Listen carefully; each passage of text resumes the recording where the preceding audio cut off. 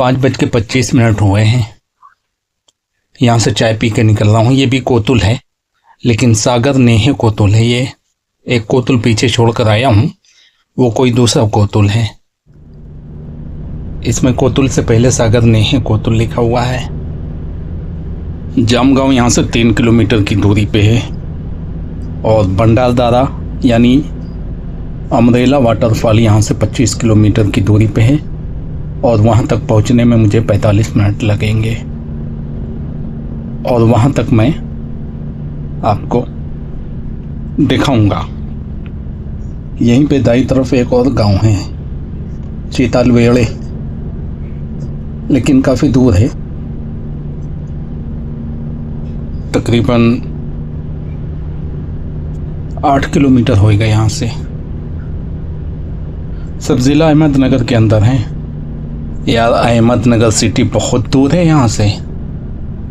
पीछे बाईं तरफ छोड़कर चला आ रहा हूँ वहाँ से। यानी अहमदनगर सिटी से मैं करीब 100 किलोमीटर की दूरी से निकला हूँ। वही तो मैं सोच रहा था कि अहमदनगर गया कहाँ। ये तो ज़िला है अहमदनगर, काफ़ी बड़ा ज़िला है, फैला हुआ है काफ़ी। बहुत दूर है यहाँ से, बहुत पीछे छोड़ आया हूँ,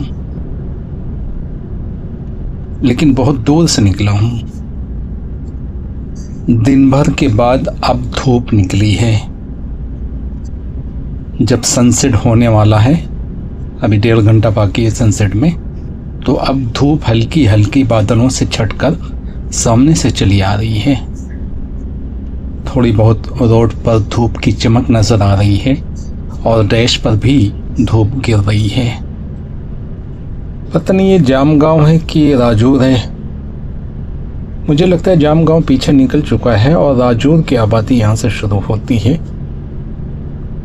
बस थोड़ी सी आबादी यहाँ पे है, यानी राजूर गांव तो आगे है, राजूर से पहले थोड़ी सी राजूर की ही आबादी यहाँ पर है और कुछ दूर सन्नाटा मिलेगा। उसके बाद फिर मेन आबादी राजौर की आगे मिलेगी। ऐसा लगता है कि राजौर शुरू हुआ अभी अभी और यहीं से ख़त्म हो गया। ऐसा नहीं है, या तो राजौर के बाजू वाला कोई गांव है या फिर राजौर की ही आबादी है, क्योंकि यहाँ तक थोड़ी सी आबादी मिली है, उसके बाद फिर मुझे सन्नाटा मिल गया है और कुछ दूर आगे जाने के बाद मुझे घनी आबादी मिल जाएगी, मार्केट और बाजार एरिया मिल जाएगा। तो ये भी हो सकता है कि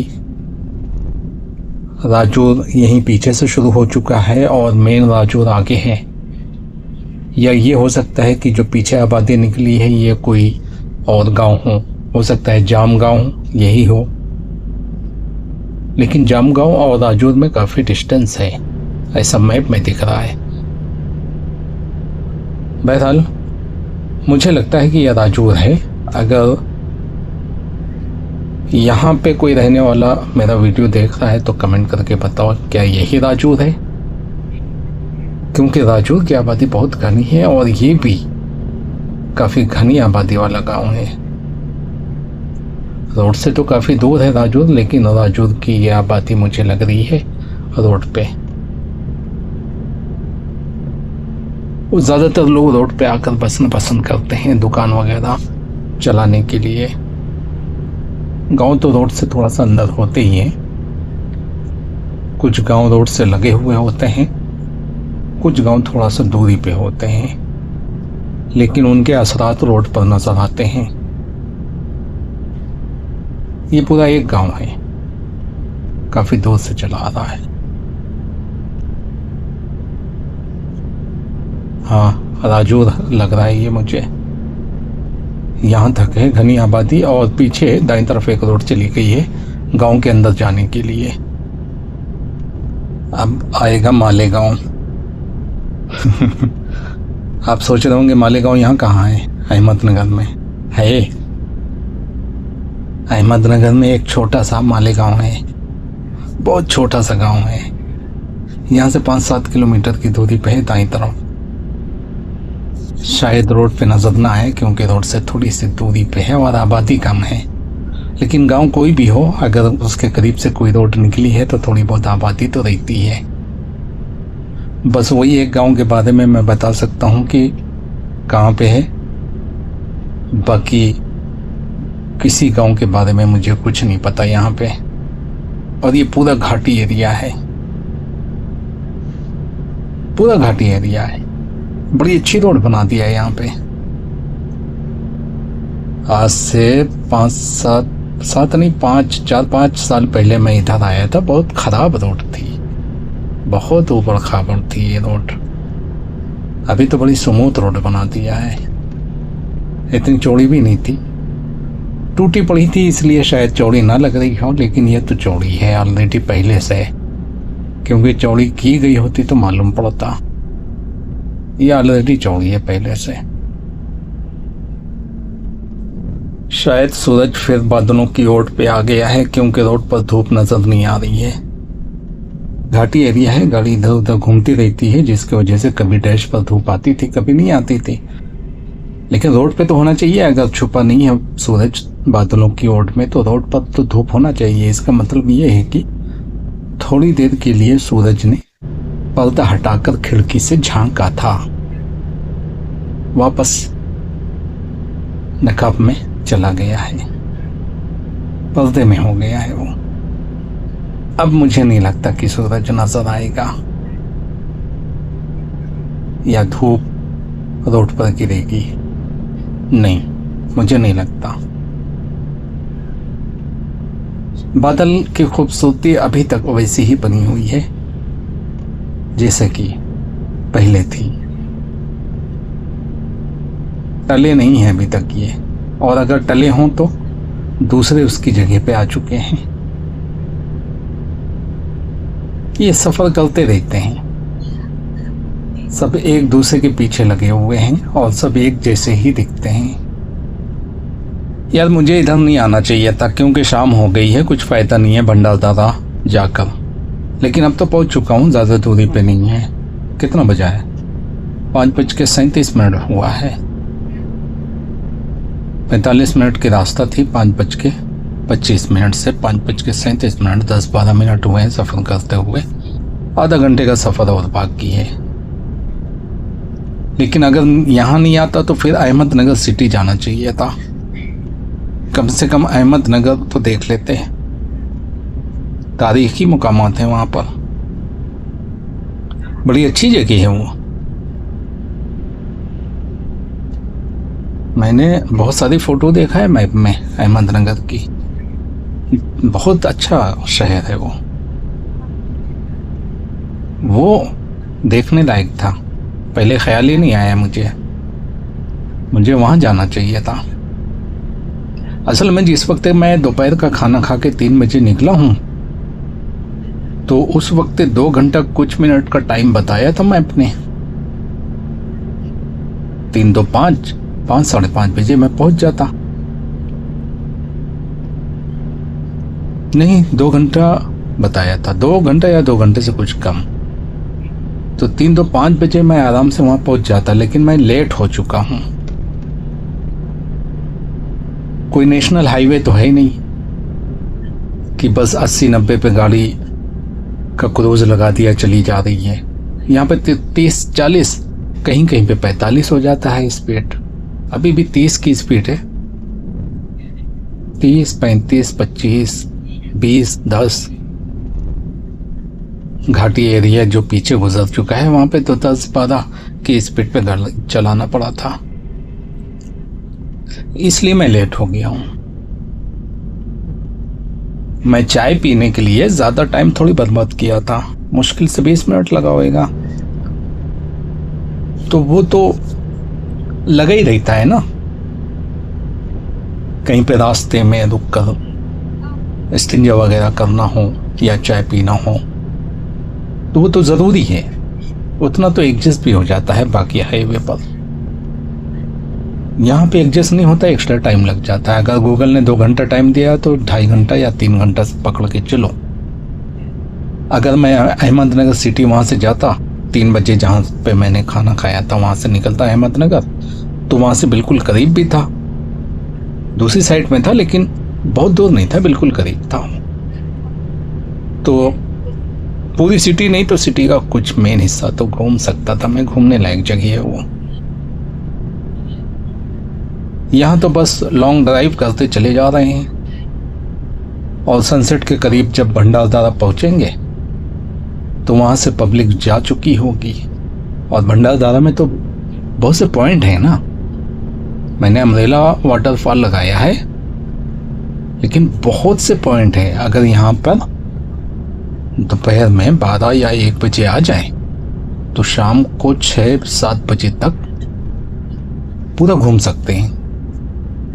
बहुत से लोग तो रुकने के लिए आते हैं, कैंपिंग भी है ना यहाँ पे, तो लोग यहाँ पे रात को रुक जाते हैं, शाम को 3-4 बजे आते हैं और फिर घूम फिर के वहाँ पर कैंपिंग करते हैं। कैंपिंग के बाद फिर दूसरे दिन पूरा घूमते हैं, उसके बाद फिर शाम को यहाँ से निकलते हैं। और कैंपिंग लाने की ज़रूरत नहीं है, वहाँ पर कैंप वाले होते हैं, उनका पैकेज होता है जिसमें खाना नाश्ता 3 टाइम खाना शामिल होता है और बेहतरीन खाना होता है। पैसे लेते हैं अच्छे लेकिन लग्जरी खाना होता है, बेहतरीन खाना, चाय नाश्ता खाना सब कुछ बेहतरीन। लेकिन मुझे ये नहीं मालूम कि शाकाहारी होता है टोटल या कि नॉनवेज भी होता है, मुझे नहीं मालूम क्योंकि मैंने कैंपिंग किया नहीं है। यहाँ तो मैंने कैंपिंग किया ही नहीं है, लेकिन मैंने कभी कैंपिंग नहीं किया, मुझे नहीं जमता है कैंपिंग। यानी मैंने कभी कोशिश भी नहीं किया कि कहीं पर रात को कैंपिंग करके रुकूं। बस मेरी तबीयत ही ऐसी है कि मेरा दिल नहीं करता कहीं पे कैंपिंग करने का। बच्चे बोलते हैं लेकिन मुझे अच्छा नहीं लगता। मेरी आप लोगों ने बहुत सारी वीडियो देखी होंगी, बहुत सी जगहों पर मैं गया हूँ, कहीं पर भी मैंने रात नहीं गुजारा। हाँ, अगर रात गुजारा है तो मैंने होटलों में रात गुजारा है। जैसे मुंबई से मैं निकला था 5 दिन के सफ़र में, मुंबई से माउंट आबू, माउंट आबू से जोधपुर, जोधपुर से अजमेर, अजमेर में तो घूमा नहीं था, सिर्फ रात को रुका था, और अजमेर से आगरा, फिर आगरा से कानपुर। 4 होटलों पे रुका था और 5 दिन का सफ़र था। आबू रोड में रात गुजारा था, जोधपुर में रात गुजारा, अजमेर में रात गुजारा, आगरा में रात गुजारा। 4 होटल हो गए। अब यहाँ से लेफ्ट मार रहा हूँ मैं। इस रोड पर मैं आ चुका हूँ जो कि सिंगल रोड थी, टूटी फूटी थी। अभी तो बहुत अच्छी बना दिया है, सारी रोड अच्छी हो गई। पहले उस रोड पर भी गया हूँ लेकिन वो भी अच्छी नहीं थी, बन रही थी उस वक्त, सीमेंटेड बन रही थी शायद कहीं कहीं पे, मुझे याद नहीं है, लॉकडाउन से पहले की बात है। तो मैं बता रहा था कि मैंने कैंपिंग कभी नहीं किया, होटलों में रुका हूँ जहाँ भी गया हूँ, कैंपिंग मैंने कभी नहीं किया। इसी तरह एक बार मैं निकला था कानपुर से आगरा, और आगरा में मैं शायद 11 बजे पहुंच गया था और पूरा दिन आगरा में गुजारा था। आगरा का किला घूमे थे, उसके बाद ताजमहल। ताजमहल में तो तबीयत खुश हो गई थी, वाकई में घूमने की जगह है, उसको ऐसे ही अजूबा नहीं कहते हैं।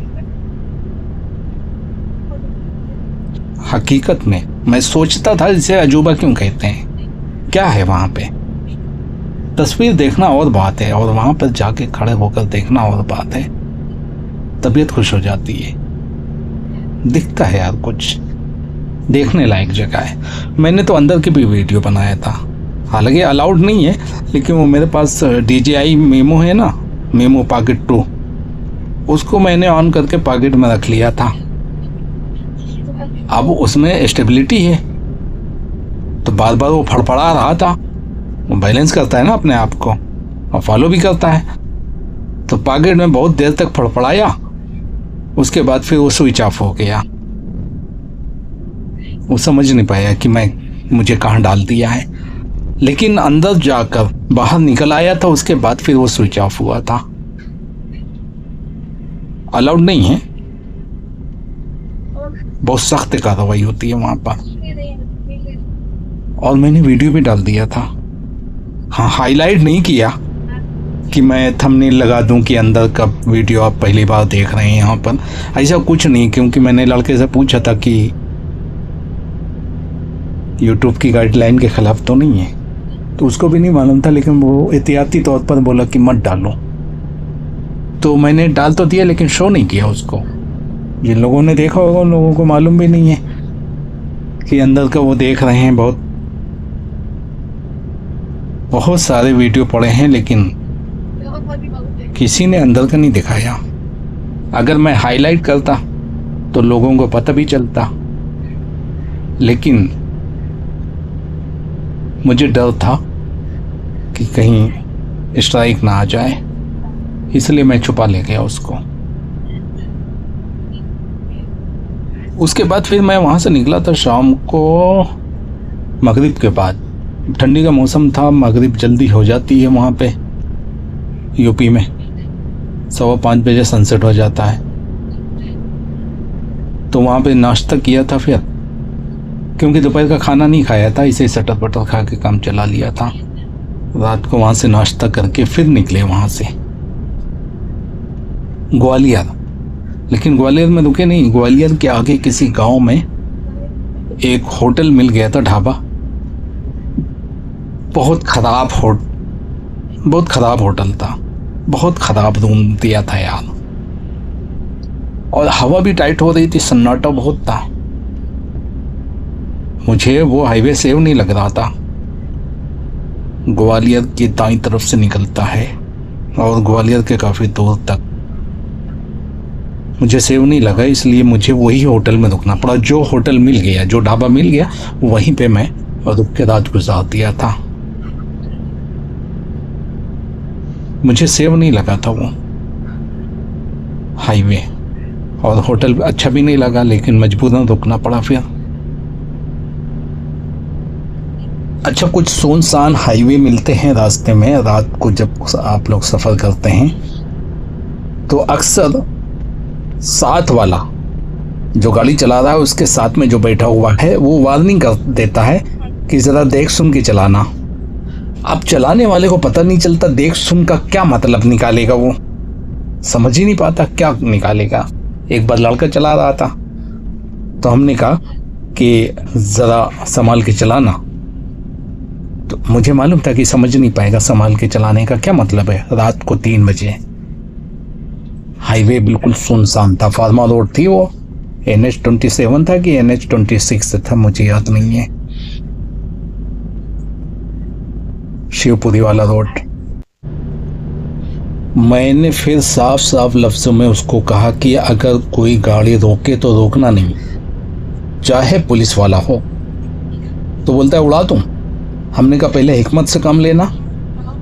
हिकमत यानी गाड़ी काट के निकालना, लेकिन नामुमकिन हो निकालना, तो जो भी सामने आए उड़ा दो, चाहे वर्दी वाला हो चाहे बिना वर्दी वाला हो, मतलब चाहे पुलिस हो चाहे डाकू हो, रोकना नहीं है, उड़ा देना। हिकमत से काम लेना। अगर ऑप्शन ही नहीं बचा तो उड़ाने के सिवा, तो फिर उड़ा देना। तो काफ़ी हिम्मत आ गई थी। अब वार्निंग ऐसे दी जाती है, साफ साफ बताना पड़ता है चलाने वाले को। अब इसी तरह ग्वालियर रोड से जब मैं निकला आगरा से, तो वो सुनसान था।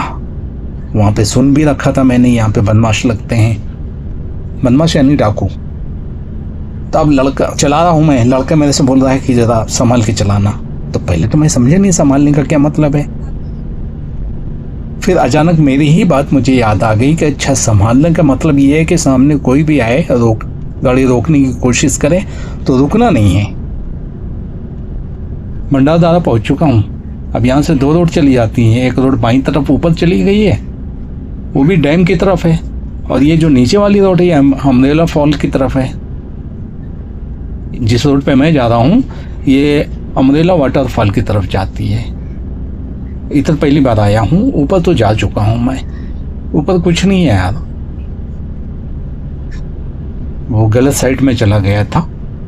लेकिन इस बार मैं पूरी तैयारी से आया था, लेकिन अगर मुझे वाकई में यहाँ पे सारे पॉइंट विज़िट करना होता तो मैं यहाँ पर 11-12 बजे पहुँच जाता।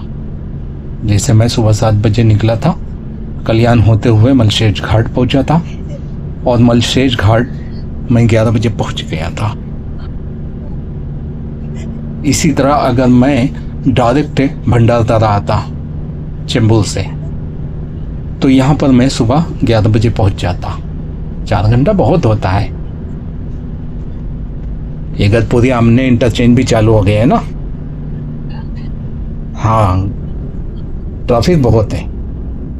पूरा नासिक हाईवे का जो ट्रैफिक है ना, वो इगतपुरी से इंटर कर जाता है समृद्धि महामार्ग में।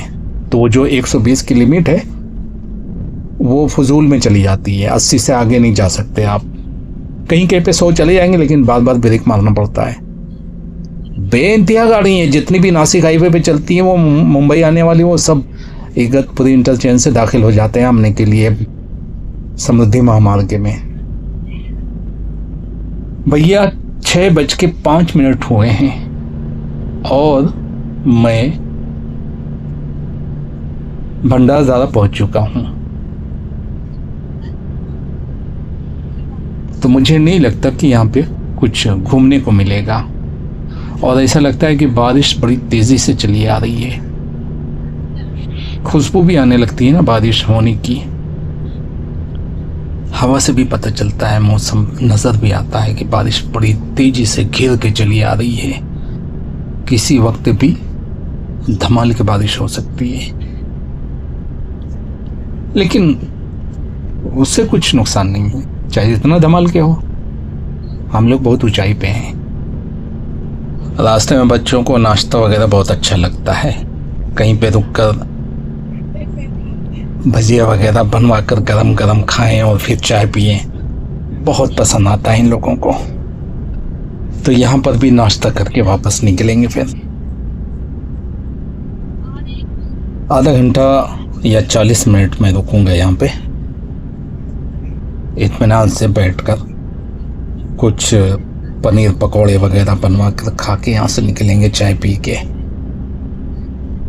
ये अच्छा है कि यहाँ पर जैसे चाहो, ये अच्छा है कि यहाँ पे जिस तरह की चाय चाहिए मिल जाती है, यानी जितनी भी कड़क और स्ट्रॉन्ग आप पीना चाहो वैसे ही बना के देते हैं। अच्छी चाय बनाते हैं लोग।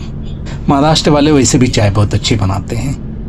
बाकी जगहों पे तो आप 10 रुपये एक्स्ट्रा दे दो कि पत्ती ज़रा डबल कर देना, उसकी जान जलती है। और आप 10 रुपये की पत्ती अगर उसको दे दो ना तो खुश हो जाता है।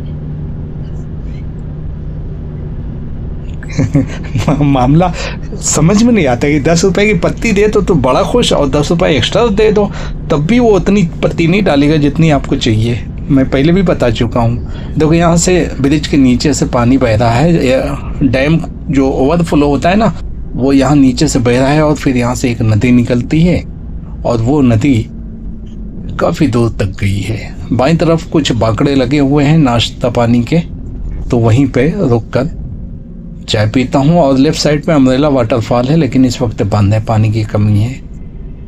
इस साल बारिश नहीं हुई। 6:08 हुए हैं। यहाँ पे रुकूंगा 40 मिनट।